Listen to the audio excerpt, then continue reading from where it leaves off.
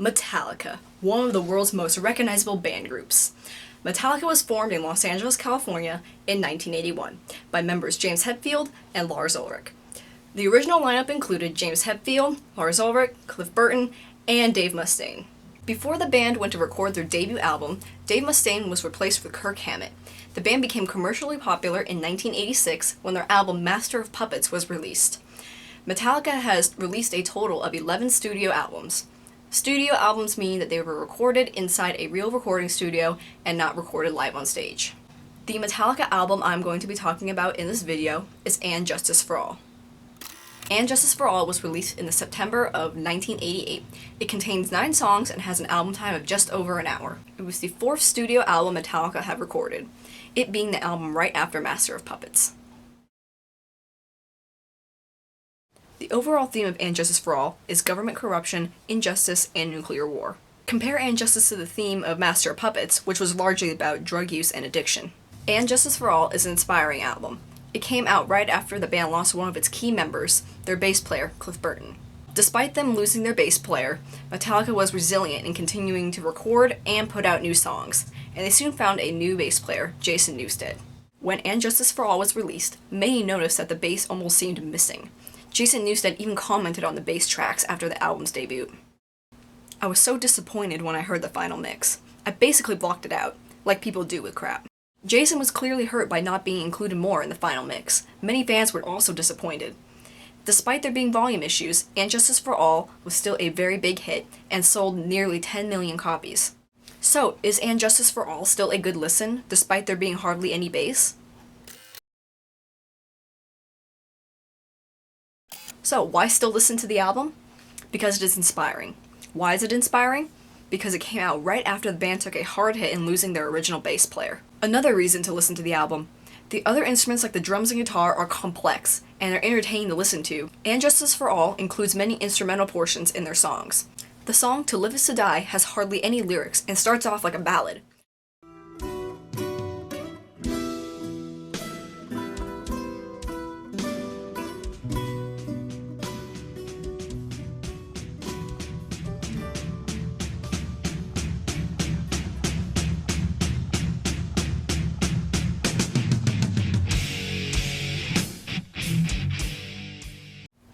Around 4 minutes and 15 seconds, the guitar interlude starts. It almost sounds like the guitar is crying, and it really pulls you and moves you as you listen to it.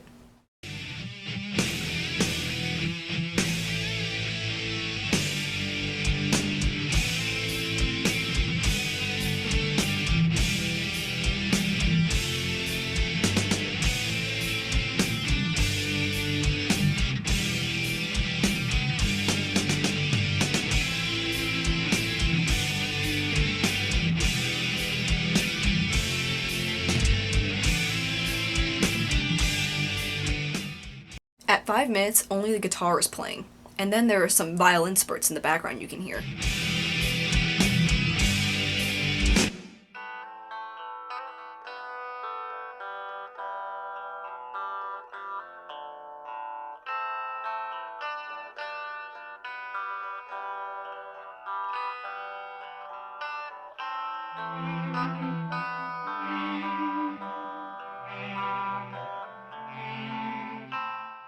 Near the end, the song goes back into an acoustic guitar and fades out. To Live Is To Die is a long song, nearly 10 minutes long, but it is entertaining to listen to because of the complexity of the guitar. As to what fills the bass department, the drums do a pretty good job of that.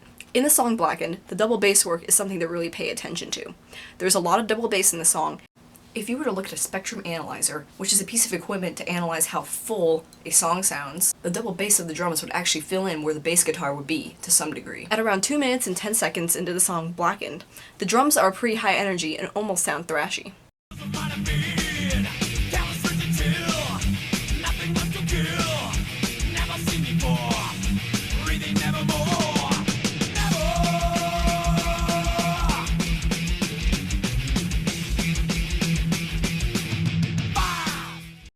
The guitar solos in the album are pretty entertaining. In Blackened, the guitar solo starts at around 5 minutes and continues for about 33 seconds, while the drums and the rhythm guitar in the background continue the beat.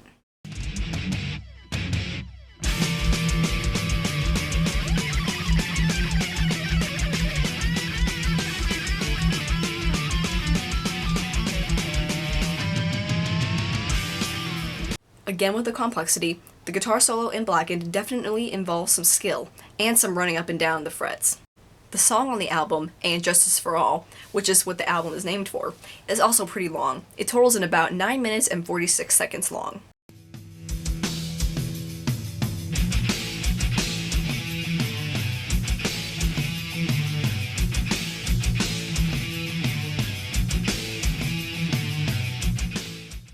Guitar solos at the 5-minute mark seem to be a thing with this album. The solo in And Justice for All starts at 5 minutes and runs for about 1 minute.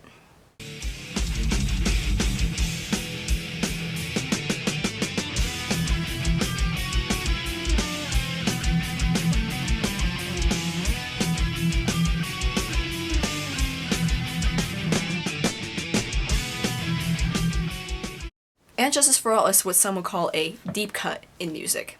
And Justice for All talks about hard topics and seems to reflect the band's feelings about current wars in the world, Cold War tensions, and political scandals. And Justice for All is still talked about today, which shows the real impact it made. And Justice for All was reissued in 2018 in a special edition deluxe box, and it was number 37 and 42 on Billboard's top album sales and top rocks albums charts. James and Lars commented on the reissue when asked why they didn't change anything about the levels on the album.